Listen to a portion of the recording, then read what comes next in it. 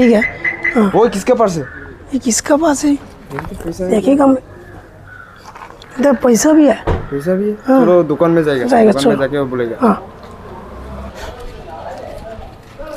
भाई, हाँ रोड में हमको पास मिला है।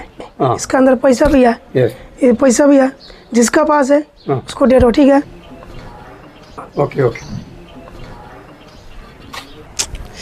എന്നാൽ ആ പേഴ്സടിയാ പോയേ, അതിലെ ആധാർ കാർഡും പൈസ എല്ലാം ഉണ്ടല്ലോപ്പാ. ഈ ഏരിയയിൽ മൊത്തം ഹിന്ദിക്കാരാണ്. ഇനി ആരോട് പോയി ചോദിക്കണ്ടേ ഈ പേഴ്സിന്? ഇവൻ പണി പഠിക്കുമ്പോൾ മേടിച്ച കൊടയായി. ഇന്നും ഈ കൊടക്കൊരു മാറ്റമില്ല. അവൻ പണിയും നിർത്തി വീട്ടിലിരിക്കാനായി. എന്താ ചെയ്യുക?